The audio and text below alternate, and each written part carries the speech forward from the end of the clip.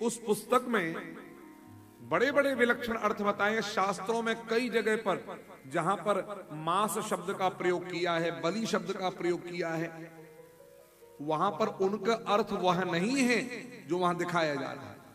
सब जगह पर अर्थ वह नहीं लगेगा। और हम राक्षसों का मांस खाने को हम भगवान से तुलना कैसे करेंगे?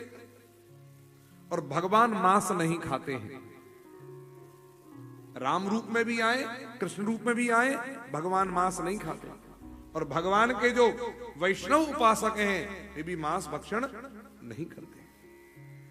नारायण इनको पुरंजन उपाख्यान सुना करके इनको उपदेश दिया है कि एक पेड़ पर दो पक्षी बैठे हैं, एक जीवात्मा है और दूसरा परमात्मा है। जीवात्मा ने मकान के लिए बात कही कि मकान का बड़ा कष्ट है मित्र, मकान मिल जाए तो कई तरह के मकान दिखाए। 1 पांव का मकान, 3 पांव का मकान, 4 पांव का मकान, 6 पांव का मकान, 8 पांव का मकान, बिना पांव का मकान, बहुत सारे पांव का मकान। बोले ये कैसे कैसे मकान है? 1 पांव का मकान भूत प्रेत पिशाचों का, इसके 1 पांव होते हैं। 3 पांव का मकान ज्वर बुखार के 3 पांव, कफ वात पित्त। 4 पांव पशुओं के, ये भी मकान है। 6 पांव भौरे के, ये भी मकान है। 8 पांव मकड़ी के, ये भी मकान है। बहुत सारे पांव गिजाई के, एक छोटा जंतु होता है उसके बहुत सारे पांव होते हैं, यूं चलता है, आपने देखा होगा।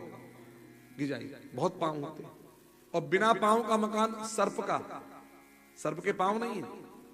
बोले इन सब में नहीं रहना, ये सब के सब गड़बड़े, पसंद नहीं आया कोई मकान, कोई और बढ़िया मकान दिखाओ। तो 2 पांव का मकान दिखाया। ये मनुष्य का शरीर ही 2 पांव का मकान है। बोले ये बहुत बढ़िया है, इसमें जाएंगे। तो कहा बाबरे इसको भी अंत में छोड़ना पड़ेगा, ये मकान भी परमानेंट नहीं है, ये भी किराए का मकान है। याद रखना ये कैसा मकान है? आहा, अरे काया कुटिया निराली जमाने भर की, काया कुटिया निराली जमाने भर की, काया कुटिया निराली जमाने भर की, काया कुटिया निराली जमाने भर की। 10 दरवाजों वाली जमाने भर की, 10 दरवाजे वाली जमाने भर की।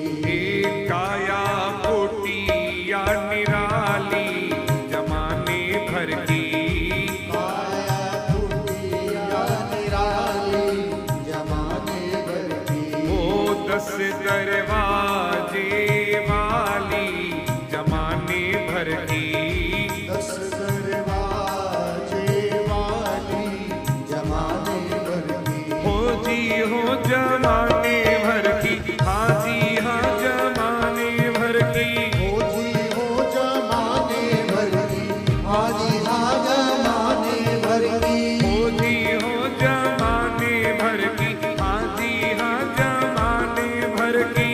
हो जी हो जमाने भर की, हाँ जी हाँ जमाने भर की। काया कुटिया निराली जमाने भर की, काया कुटिया निराली जमाने भर की। 10 दरवाजे वाली जमाने भर की, 10 दरवाजे वाली जमाने भर की। इस मनुष्य के शरीर जैसी कुटिया में कितने दरवाजे हैं? 10। कौन कौन से 10 दरवाजे हैं? 5 तो पूरब में है, 2 नेत्र, 2 कान, और आहा हा क्या कहने, एक मेन गेट जिसमें लड्डू सीधा ही चला जाता है। 2 मलमूत्र के छिद्र हैं, एक दाहिने कान का छिद्र, एक बाएं कान का छिद्र। कितने हो गए? और 10वां कौन सा? लेकिन एक बात अद्भुत देखो, इसमें एक चीज और, इन 10 दरवाजों की चर्चा सबसे सुंदर आंख की पुतली, सबसे सुंदर आंख की पुतली, सबसे सुंदर आंख की पुतली, सबसे सुंदर आंख की पुतली, जिसमें पुतली काली जमाने भर की, जिसमें पुतली काली जमाने भर की,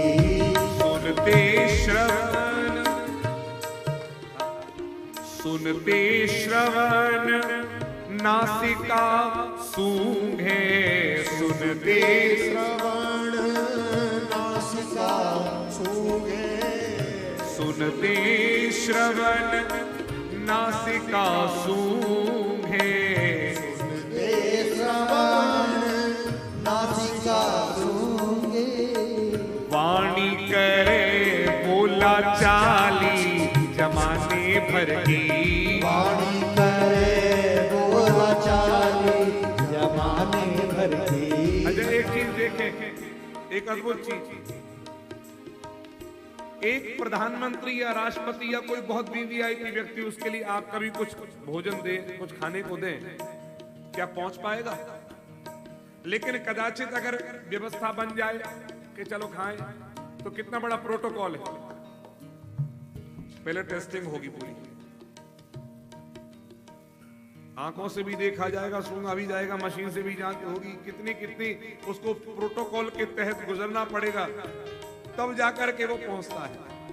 तो हमारे इस पेट में भी जो मोस्ट वीवीआईपी है, इसमें भी कोई वस्तु अगर पहुंचती है तो सबसे पहले आंखों के द्वारा स्कैन होता है। ये क्या है, ये क्या है, आंखें स्कैन कर रही हैं, फिर उसके बाद में हाथ भी देखता है,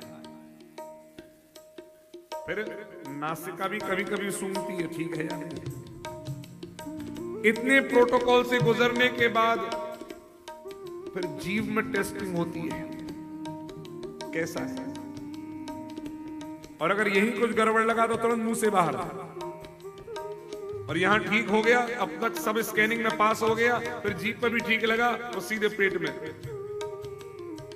मुख के भीतर रहती रसना, मुख के भीतर रहती रसना, खट रस स्वादों वाली जमाने भर की, काया कुटिया निराली जमाने भर की। और देखो सर्दी के गर्मी क्या है, इसको पहचानने की क्षमता ठाकुर जी ने हमारी त्वचा को दी। सर्दी गर्मी और कड़ा मुलायम, सर्दी गर्मी कड़ा मुलायम, त्वचा जानने वाली जमाने भर की, आया कुटिया निराली जमाने भर की। और देखो लेन देन का काम कौन कर रहा है, लेना देना करते हैं, लेना देना करते हैं, लेना देना करते, लेना देना करते, और पग पैर चाल चले मत वाली जमाने भर की, काया कुटिया जमाने भर की। अब देखो कोई शत्रु आक्रमण न कर जाए तो कितने सारे स्टैंड गन लिए हुए सिक्योरिटी पर्संस खड़े रहते हैं। हमारे पास कौन है सुरक्षा के लिए? तो बोले हमें खतरा किससे है? काम क्रोध मद लोभ आदि से, काम क्रोध मद लोभ आदि से कौन बचावे? तो कहा बुद्धि करे रखवाली जमाने भर की, का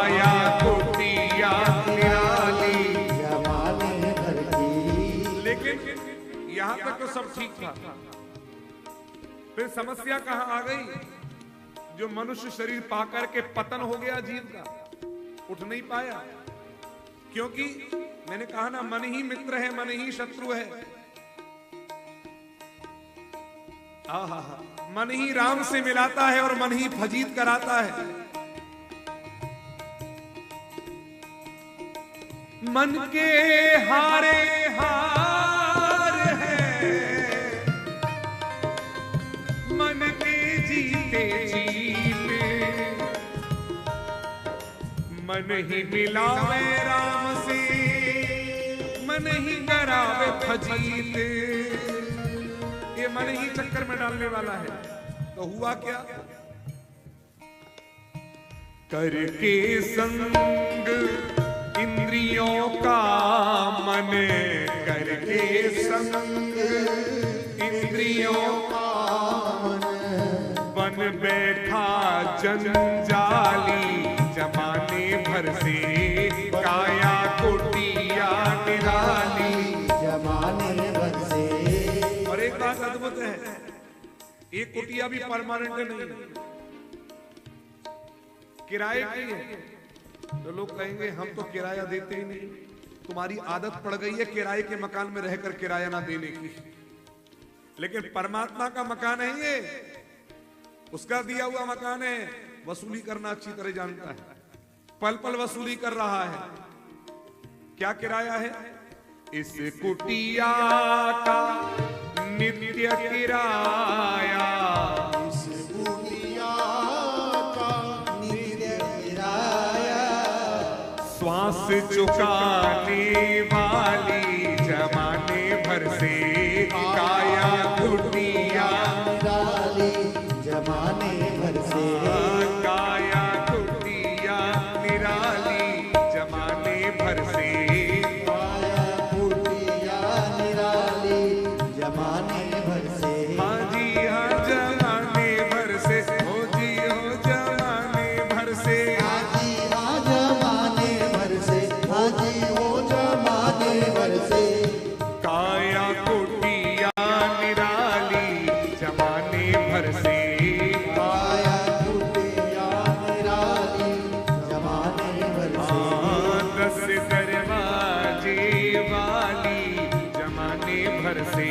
10 दरवाजे वाली, जमाने भर से। 10 दरवाजे वाली, जमाने भर से। 10 दरवाजे वाली, जमाने भर से। जमाने भर से। ये शरीर किराया का मकान है। पुरंजन उपाख्यान सुना करके प्राचीन बरही को भी आत्मज्ञान प्रदान किया, और इन्हीं प्राचीन बरही के वंश में प्रचेता हुए, दक्ष का जन्म हुआ और नारद जी का उपदेश प्राप्त हुआ दक्ष को। पंचम स्कंद में एक ऐसी विभूति का वर्णन किया गया है जो परमहंस कोटि में पहुंच करके भी गिर गया नीचे, लेकिन फिर उठा। कौन महापुरुष है ऐसे? उनका नाम है जड़ भरत। सतोगुण, रजोगुण, तमोगुण, इन तीनों गुणों से ऊपर उठ करके भी एक हिरण के बच्चे में आसक्ति हो गई। देखो सज्जनों, उसका प्रभाव क्या हुआ कि मरते मरते हिरण के बच्चे का ध्यान करते करते मरे, तो अगला जन्म पशु के शरीर में मिला। ये वो भरत हैं जिनके नाम पर इस देश का नाम भारत पड़ा है। भगवान नारायण के 24 अवतारों में एक अवतार प्रियव्रत के वंश में ऋषभदेव भगवान जन्म लेकर के आए हैं। ये नारायण के अवतार हैं। देवता पुष्पों की वृष्टि बोली ऋषभदेव भगवान की। इनके 100 पुत्रों में सबसे बड़े पुत्र का नाम भरत है, जिनके नाम पर देश का नाम भारत पड़ा। राज्य बाहर बच्चों को सौंप करके जंगल हिरण में आसक्ति, हिरण के बच्चे में आसक्ति, पतित हो गया जीवन। इसका अर्थ क्या है? इसका अर्थ यह है, घर में कुत्ता पालो, बिल्ली पालो, उन्हीं का चिंतन करते करते मरोगे तो कुत्ता और बिल्ली बनोगे। इसलिए जीवन में याद रखो हमें क्या करना है और क्या नहीं करना, ये विवेक। महाराज पंचम स्कंध में जड़ भरत का पतन होना भी दिखाया और जड़ भरत का, राजर्षि भरत का पतन होना भी दिखाया, हिरण के शरीर में जाना भी दिखाया। लेकिन पूर्व जन्म का भजन इतना था कि हिरण के शरीर में भी पूर्व जन्म की स्मृति बनी रही। तो कालंजर पर्वत पर जाकर के हिरण के शरीर में भी भजन किया, पुनः अंगिरा गोत्र ब्राह्मण के कुल में जन्म लिया है। और अब तो आत्म कल्याण करने के लिए संकल्पबद्ध हो गए। एकदम वृत्ति ऐसी है कि परमहंस की वृत्ति। खेत पर पक्षी भी आ रहे हैं तो राम जी की चिड़िया, राम जी रो खेत खाओ खाओ चिड़िया भर भर पेट। राजा रघुगण को भवाटवी का उपदेश करके इन्होंने ज्ञान प्रदान किया। और इसी पंचम स्कंद में भूगोल और खगोल का वर्णन करते हुए अंत में नरकों का वर्णन किया गया। सज्जनों, मैं आपको एक बात बता दूं, हृदय जो है ना, हृदय हार्ट जिसको कहते हैं, इसकी जो शेप बताई जाती है, हमको दिखाई जाती है ना हार्ट की शेप, ये गलत है। मेडिकल साइंस में काम करने वाले डॉक्टर से पूछेंगे आप अगर, तो हृदय की जो शेप है, हृदय का जो आकार है, वो कमल के समान है। हृदय पुंडरीक,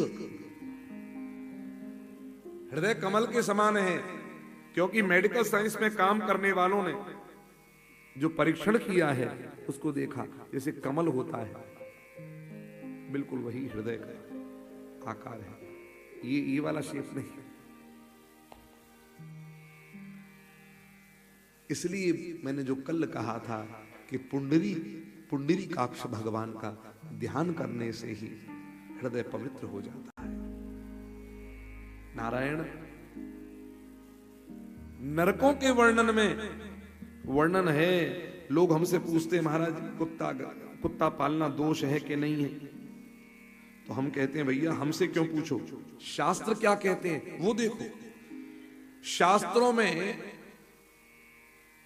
28 नरकों का भागवत में जो वर्णन है उसमें 16वां एक नरक है। वो 16वां नरक, उसका नाम है प्राणरोध नरक। इस प्राणरोध नरक में भगवान श्री सुखदेव कहते हैं ब्राह्मण आदि जो उच्च वर्ण घर में कुत्ता आदि पालते हैं, वो प्राणरोध नरक में जाते हैं।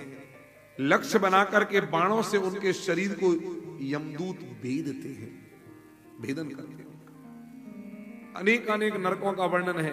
राजा परीक्षित ने पूछा नरकों से पार जाने का उपाय क्या है? भगवान नाम की महिमा बताई। इस विषय में अजामिल उपाख्यान सुनाया। आपने अजामिल उपाख्यान तो सुना है। अजामिल उपाख्यान में नाम की महिमा नहीं है, याद रखना, नामाभास की महिमा है। नाम और नामाभास में अंतर है।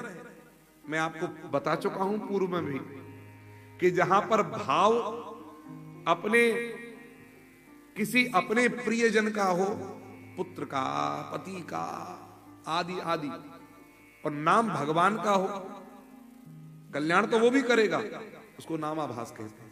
और जहां भाव भी भगवान का बन जाए और नाम भी भगवान का हो, उसको नाम कहते हैं। अजामिल का उद्धार, ब्राह्मण पतित हुआ, अजामिल वैश्या घर में लेकर आ गया, उससे बच्चे पैदा हुए। एक संत की कृपा से बच्चे का अंतिम नाम, बच्चे का जो रखा है, अंतिम बच्चे का नाम नारायण रखा। यमदूतों ने जब यम की पास डाली मृत्यु के समय, तो पुत्र नारायण का नाम उच्चारण करके अजामिल को मोक्ष प्राप्त हुआ। पुत्रम नारायण वयम, केवल पुत्र का नाम उच्चारण किया, नारायण। और नारायण का उच्चारण करते ही यमदूतों की यम की पाश को काटा गया है, नारायण के पार्षदों के द्वारा, और भगवत धाम। इसका अर्थ यह है, हम अगर भाव भी भगवान के नाम से जोड़ दें, जब बिना भाव के भगवान का नाम लेने पर कल्याण हो सकता है, यदि वही भाव के साथ नाम लिया जाए तो क्यों नहीं भवसागर पार हो जाएगी। अपने जीवन का ध्येय बनावे, हम जब नाम लेवें तो वो चित्र सामने आ जाए। नाम लेवें और चित्र सामने आ जाए। हाँ, कौन सा? अच्छा, 100 साल पहले मत लगा था। बोलो श्री कृष्णचंद्र भगवान की जय। वर्तमान की बात करो, अतीत की नहीं। देखो सज्जनों, राम नाम अति मीठा है, कोई गा के देख ले। राम नाम अति मीठा है, कोई गा के देख ले। आ जाते हैं राम कोई बुला